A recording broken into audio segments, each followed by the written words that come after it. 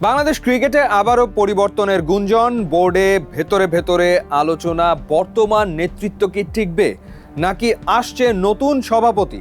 প্রশ্নটা এখন ঘুরছে তিন নামকে কেন্দ্র করে: তামিম ইকবাল, ফারুক আহমেদ নাকি সাবেক সভাপতি আলী আসগর লবি। চলুন বিশ্লেষণ করে দেখি কার সম্ভাবনা কতটা। শুরুতেই আমরা কথা বলবো তামিম ইকবালকে নিয়ে। জনপ্রিয়তা বনাম অভিজ্ঞতা, বাংলাদেশের ক্রিকেট ইতিহাসে অন্যতম সফল ক্রিকেটার ব্যাটার তামিম ইকবাল। মাঠে তার নেতৃত্ব, দৃঢ়তা ও সরাসরি কথা বলার অভ্যাস তাকে আলাদা করেছে ক্রিকেট পাড়ার একটি অংশ। বিশেষ করে বিএনপি পন্থী সংগঠকরা তাকে সভাপতি হিসেবে দেখতে চান। তাদের বিশ্বাস তামিম ক্রিকেট বোঝেন, খেলোয়াড়দের মনস্তত্ত্ব বোঝেন এবং ড্রেসিং রুমের সংস্কৃতি বদলাতে পারবেন। কিন্তু প্রশ্ন হলো, বোর্ড পরিচালনা কি শুধু ক্রিকেট জ্ঞান দিয়ে সম্ভব? বিসিবি পরিচালনা মানে প্রশাসনিক দক্ষতা, আর্থিক ব্যবস্থাপনা, আন্তর্জাতিক কূটনীতি, সবকিছুর সমন্বয়।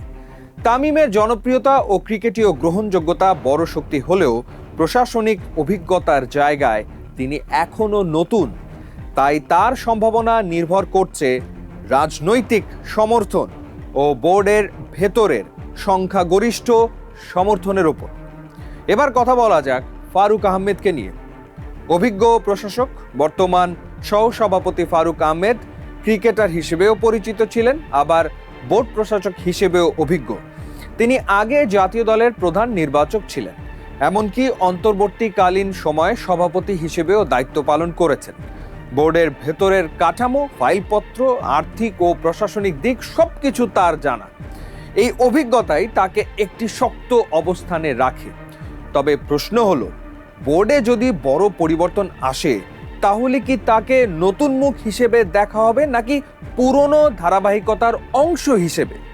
ফারুকের পক্ষে বড় সুবিধা হলো তিনি সিস্টেমের ভেতরের মানুষ, কিন্তু রাজনৈতিক সমীকরণ তার পক্ষে যায় কিনা সেটাই মূল বিষয়। এবার আমরা আলোচনা করতে চাই আলী আসগর লবিকে নিয়ে। অভিজ্ঞ কিন্তু বিতর্কিত অতীত। 2001 থেকে 2006 পর্যন্ত বোর্ডের সভাপতি ছিলেন আলী আসগর লবি। তার সময়ে বড় কোনো আর্থিক অনিয়মের অভিযোগ না থাকলেও মাঠের পারফরমেন্স ছিল হতাশাজনক। 2003 বিশ্বকাপে বাংলাদেশের ভরাডুবি তার সময়ই, ফলে তার ক্রিকেটীয় দূরদর্শিতা নিয়ে প্রশ্ন উঠেছিল। তবে অভিজ্ঞতার জায়গায় তিনি সবচেয়ে এগিয়ে। বোর্ডের আন্তর্জাতিক সম্পর্ক, প্রশাসনিক কাঠামো সবই তার পরিচিত। প্রশ্ন হলো, বর্তমান প্রেক্ষাপটে কি বোর্ড অতীতের একজন নেতাকে আবার সামনে আনবে? এবার আমরা যদি চূড়ান্ত সমীকরণ মেলানোর চেষ্টা করি, সবকিছুর শেষে বড় বিষয় হলো সরকারের অবস্থান।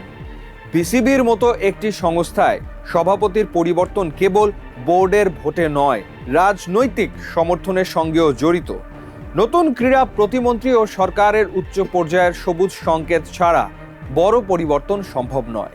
যদি আদালতের রায়ে বোর্ডে রদবদল আসে তাহলে তামিম হতে পারেন নতুন চমক। যদি স্থিতিশীলতা প্রাধান্য পায় তাহলে ফারুক এগিয়ে থাকতে পারেন।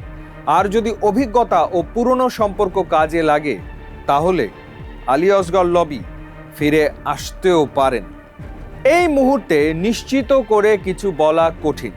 তামিমের জনপ্রিয়তা, ফারুকের প্রশাসনিক অভিজ্ঞতা আর লবির অতীত নেতৃত্ব, তিনজনেরই পক্ষে যুক্তি আছে, কিন্তু শেষ কথা বলবে আদালতের সিদ্ধান্ত, বোর্ডের ভেতরের সমীকরণ এবং সরকারের অবস্থান।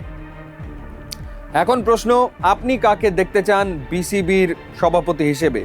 আমিনুল ইসলাম বুলবুল নাকি এই তিনজনের একজনকে?